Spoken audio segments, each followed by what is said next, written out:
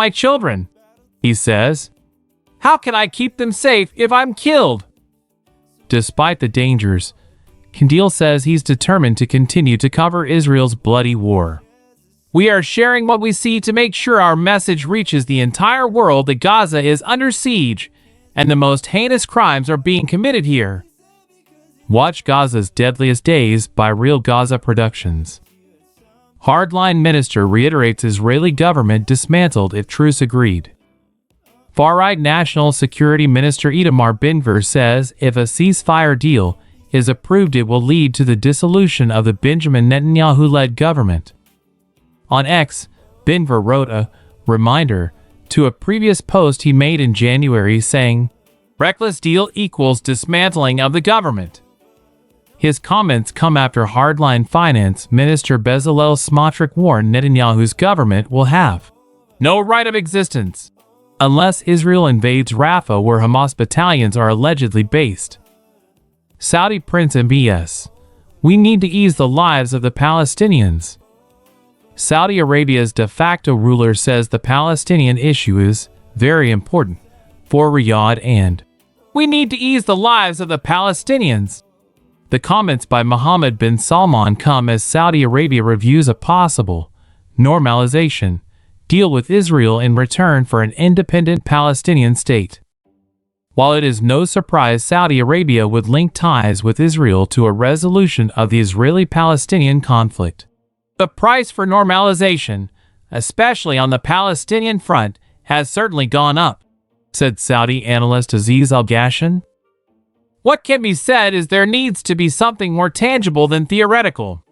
In other words, more irreversible steps that are clear-cut rather than just promises.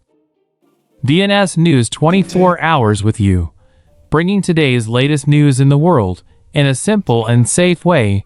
Don't forget to follow us and leave a like. Tell me where you are watching our videos from. Activate the bell. You are well informed of everything that happens is 100% impartial.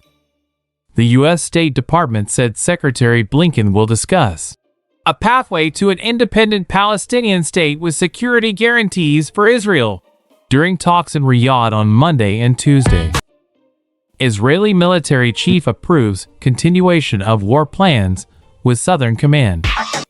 The Israeli military's chief of staff Herzi Halevi approved plans for the continuation of war in Gaza in a meeting with the head of the Southern Command, Major General Yaron Finkelman.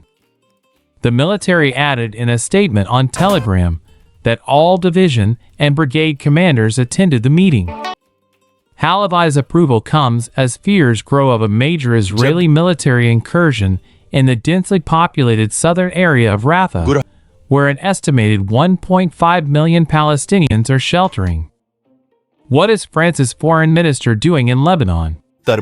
As previously reported, Stéphane Séjourné is visiting Lebanon to present a plan to de-escalate tensions on the country's southern border. While he has not given any details of the proposal, officials told Al Jazeera's Zaina Khoury it's based on UN Resolution 1701, which was adopted after the last war between Hezbollah and Israel in 2006. It calls for a 20 kilometers, 12.4 mile, stretch from the border free of weapons and fighters outside.